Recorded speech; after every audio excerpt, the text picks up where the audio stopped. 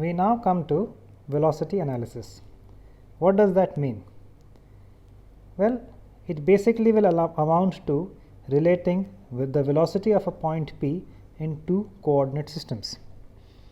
So here is a very typical problem. So let me kind of draw the associated picture.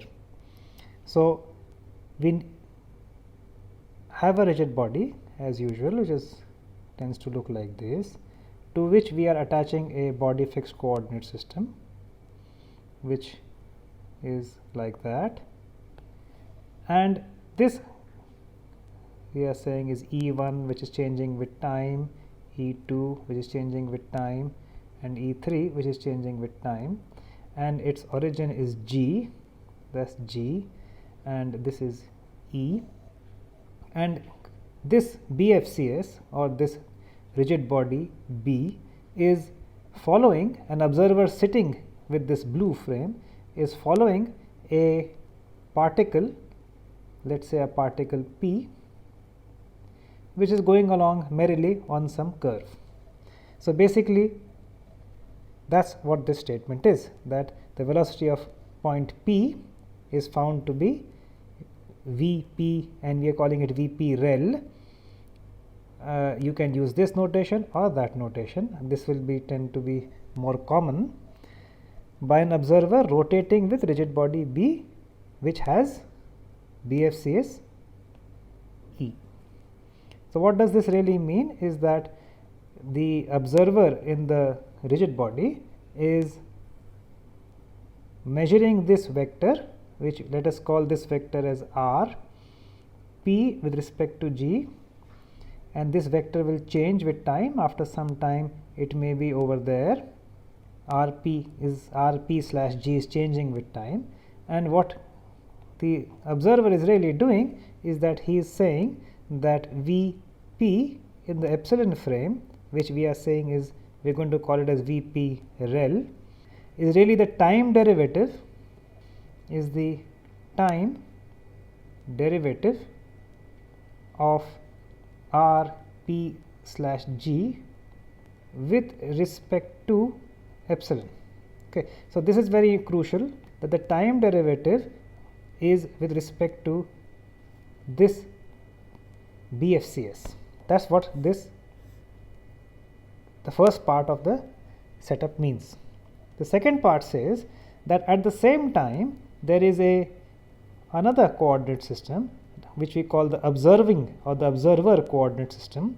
This is usually fixed, need not be, but it is usually, and this observer coordinate system is called E0, and it has unit vectors E1, E2, E3, and it has an origin O, and with respect to this observer coordinate system, this rigid body has an angular velocity omega b, which we understand is really the angular velocity of the BFCS with respect to E0.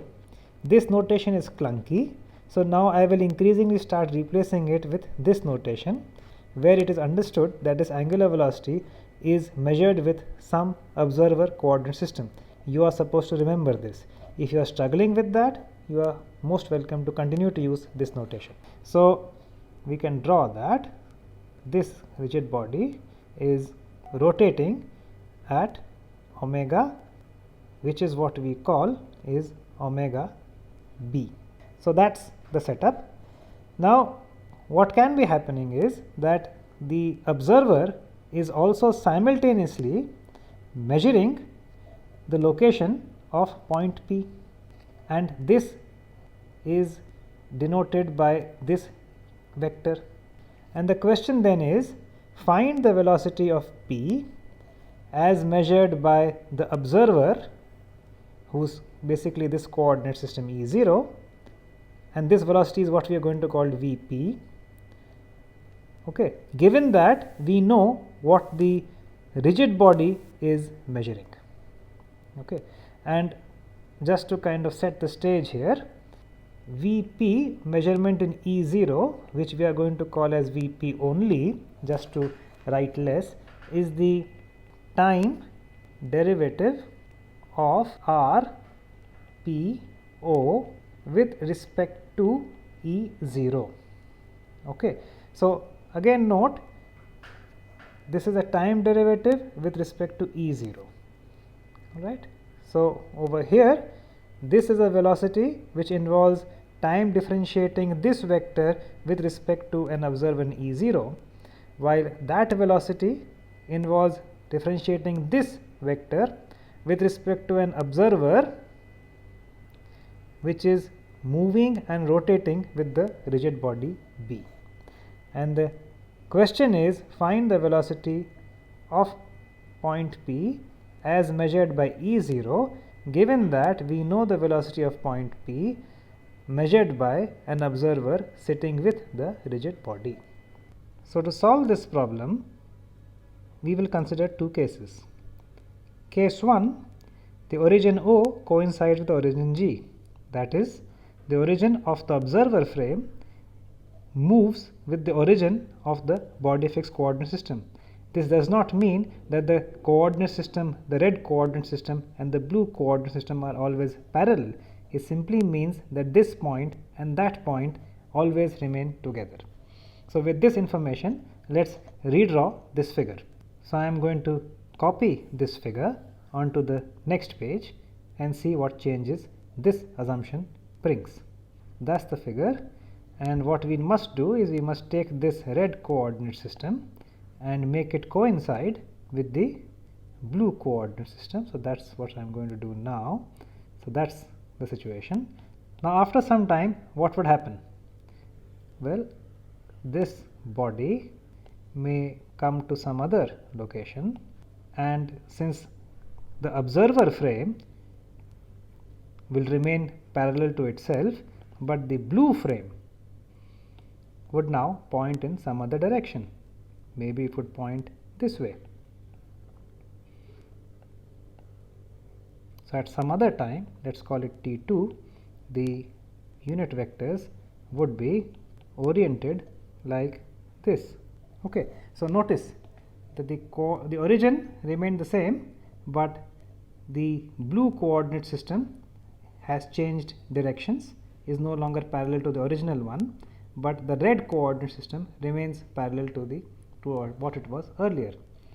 Meanwhile, the location of point P is now given by R, P, G at time T2. Okay, so that's what's happening. That's what case 1 is. Okay, so what will happen if we try and solve this problem in this under these conditions? So let's go ahead and write things down.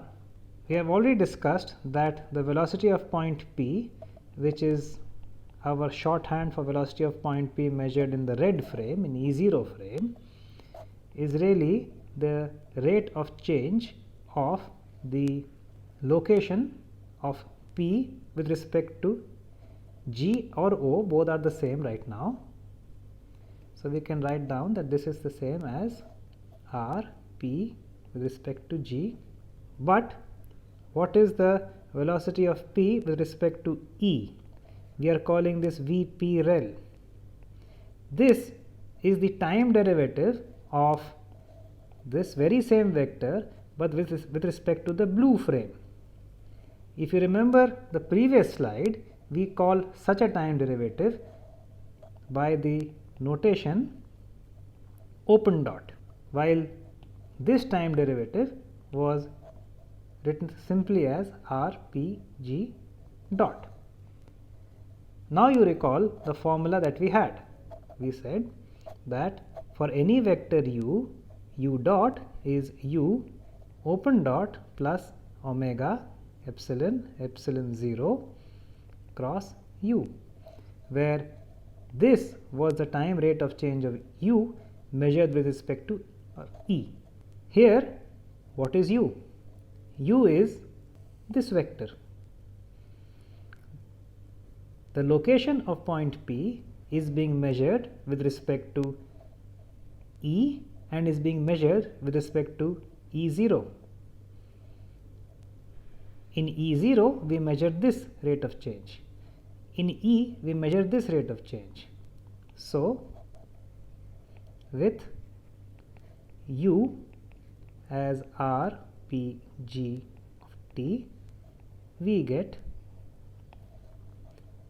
that rpg dot must be rpg open dot plus omega epsilon e with respect to E0 cross rpg. But we already know what all these things are. This is Vp, this is Vp rel, this is omega of the rigid body, and this is the location of point P with respect to the origin of the BFCS, and that is our answer.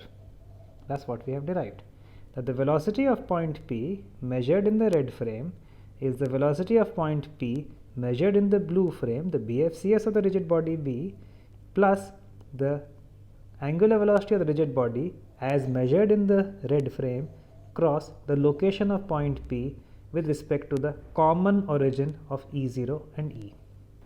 We now come to case 2.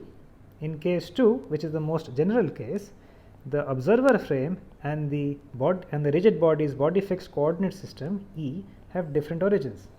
This is the picture that we had considered in the beginning.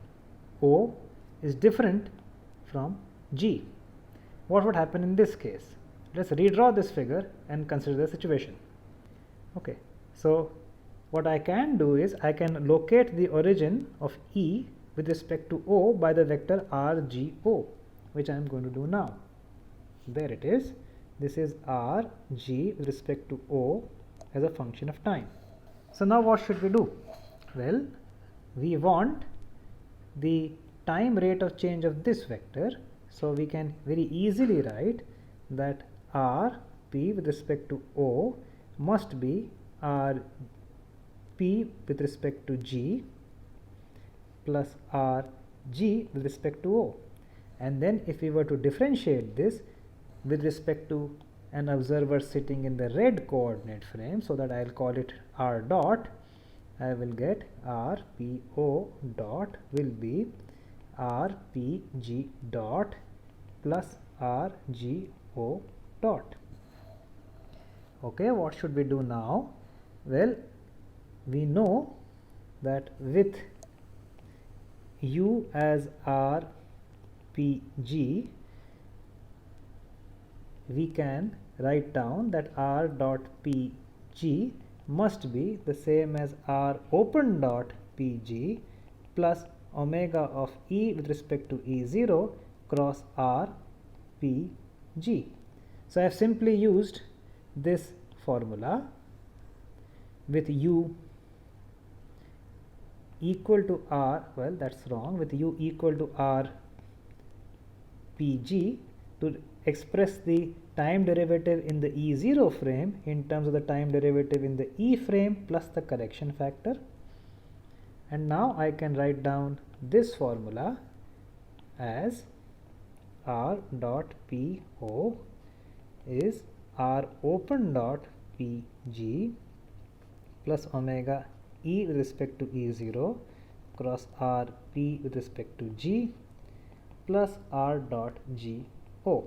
Now let's understand these things in physical terms. This is the velocity we are after. This is what we have been calling the velocity of point P measured in E0, or which we call in shorthand as Vp. So this is Vp. This is the velocity of point P measured by an observer who is attached to the rigid body, i.e. with respect to the BFCS, and we are calling this as Vp rel. So we write this down as Vp rel.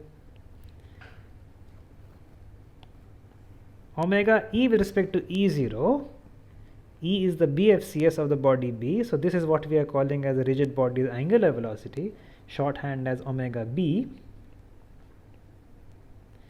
cross Rpg. Now what remains is what is R dot Go. Well, this is the R dot Go is this vector. So time rate of this vector will be the velocity of G measured in E0. which let us call that as Vg. So E's origin has velocity Vg.